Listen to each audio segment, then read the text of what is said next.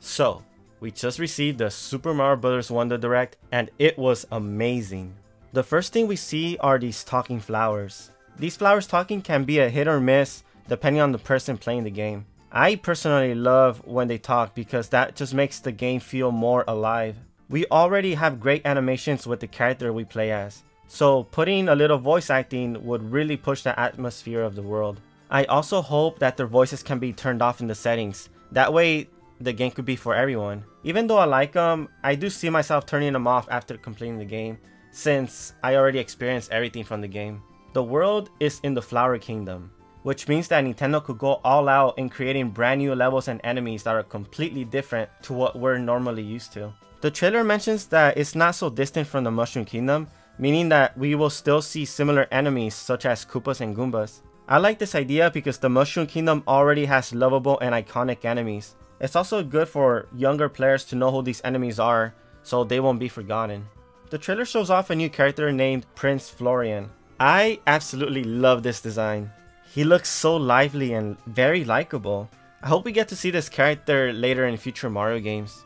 Of course, we have Bowser playing as the main villain of the game. He fused with the castle, so I wonder how the final boss will turn out. Since Bowser is so big now, he can attack from a far distance before reaching him. And since he's a literal castle, I wouldn't be surprised if we would play a level within Bowser himself. Who knows how insane the levels can get. We get to see a general map of how the world is going to look like. 6 worlds and 7 areas to explore. I gotta say, I don't really like how we're pretty much getting the same things as in the past Mario games. But with the new design and mechanics, I have high expectations for the level design. Looking at the map, the themes don't look subtle that you could easily see the color change of each area. But looking a bit closer to the map, every area does seem to make sense. If you look at the sky area to the right, maybe looks like a giant castle. If you are in this area and manage to fall off, then you'll be in the swampy looking forest area. If you follow the water from the lake going up, you'll come across the beach area that looks a bit nicer. More to the left and you're in the grass area where there are trees all over the place.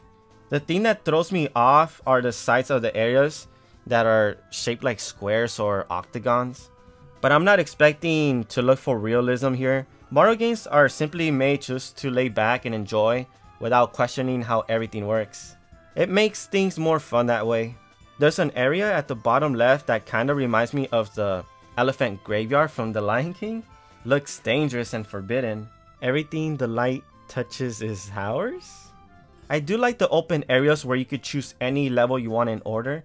I'm sure there are some levels in every game that people dislike and do not want to play through them. Also, if they are too hard, you don't have to complete it. Hard levels can ruin the experience of some people. When they showed off the courses menu, I got really happy. This is so much better than walking across the world just to do a level. It will save so much time and have the game dedicated to gameplay, especially for those who are impatient or don't have enough time to play. If we can stop right here in the trailer, we are getting these types of levels, which I love. It makes everything more mysterious and looks so different. I hope we get some more creative levels using these silhouettes. You can actually throw the shells upwards. Before this game, Super Mario World was the only game that could do that. It's actually my favorite move to use in the game. It lets you throw shells to defeat enemies without it getting lost. Also, my favorite thing to do in Super Mario World is to grab a shell, especially a grabbable enemy, and see how far I could take it throughout the whole level. Totally unnecessary and useless, but it was more of a challenge and it's very fun to do. It's always been funny to me to grab an enemy and use it against other enemies. I really hope that there are grabbable enemies in this game that won't die when you throw them against others. Hopefully you get a bonus items when you finish, just like you did in Super Mario World, but I highly doubt that. You can actually play as Yoshi and Nabbit. There are 4 different colored Yoshis, so that means that everyone could play as one. These 2 characters do not take damage from enemies unless you fall into a pit. Once again, expanding the different types of players who could play this game. Hoppycats are one of the many new enemies that are in this game. I've always liked these type of enemies in Super Mario 3D World, and I'm glad they're back. You must time your jumps well, which could sometimes catch you off guard. I love their facial expression they give when they are waiting for you to jump. Melon, Piranha plants are so creative. Who knew that a piranha plant could be made from a melon? This would open different types of piranha plants, especially in the flower kingdom. Maybe you could use the seeds they spit to your advantage. Maybe locate new areas or places that you aren't supposed to go.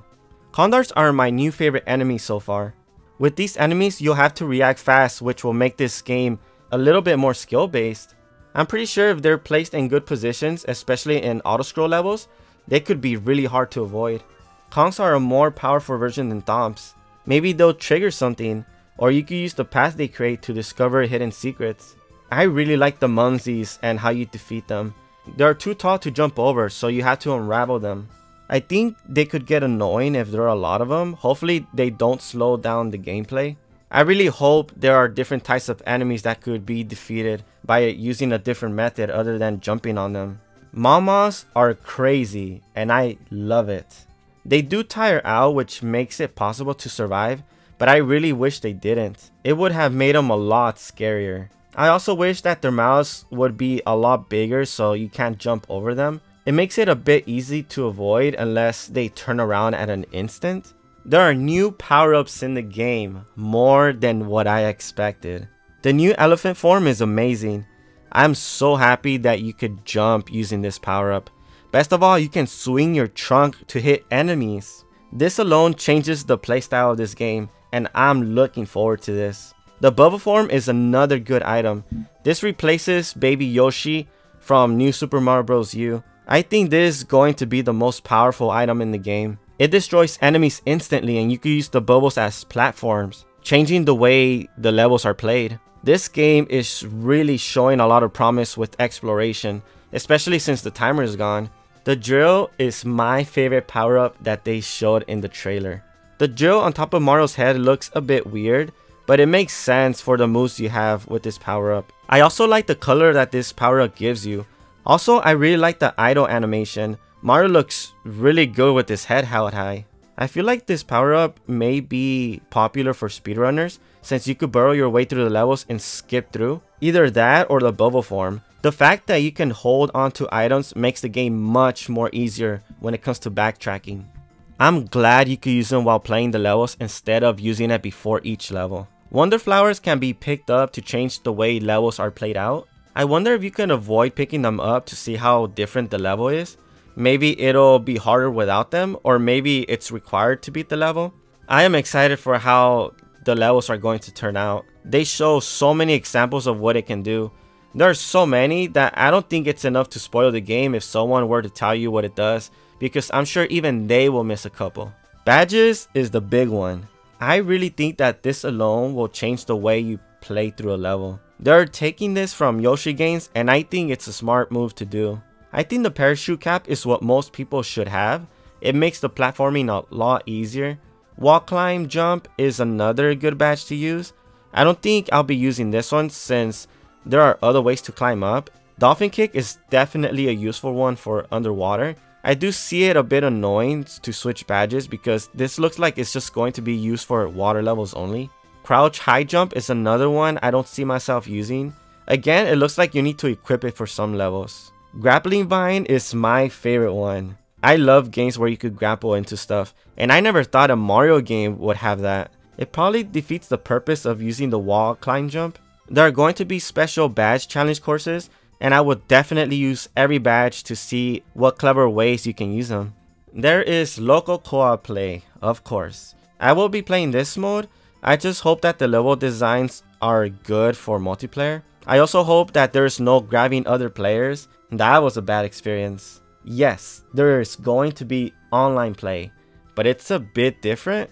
You can play with other people, but their character is going to be transparent and it's not going to affect your gameplay. At first, I didn't really like this, but thinking about it, I actually prefer this. I don't like multiplayer in 2D platforming games because your friend always gets in your way, especially if you don't want to wait for them because they're going too slow. The fact that other players are playing in real life time fixes the online. They're still there and you could greet them and share items, and if you die, they can bring you back to life. This is what I wanted, a way to interact with online players but don't get in your way. That means that if someone out there is going fast through a game, you can still join that person without affecting them. So streamers that are serious about the game will consider you joining them and spectate within the game. I just hope that there's not any lag or it'll just defeat the purpose. After showing all of this, the only thing they need to do is make it so you could invite your friends so that you won't just play with strangers. And they did it! You can invite your friends and even have a race with them and have different goals. This is definitely increasing the replay value for this game. You'll collect hard points for a lot of things you do while playing online. This can get very addicting and another reason to play online. For me personally, I love playing online games that have a number to your status. I just love seeing that number grow. It motivates me to playing the game even more. I am definitely looking forward to this game. I absolutely love Mario games. Whether it's in 2D or 3D, Mario is my #1 favorite franchise of all time. If I have some free time, I'll definitely be streaming this game to play with my viewers. This game has a good chance to be my most favorite 2D Mario game of all time, and I am so excited. Thank you all so much for watching, and I'll see you all later. And there's a new switchover.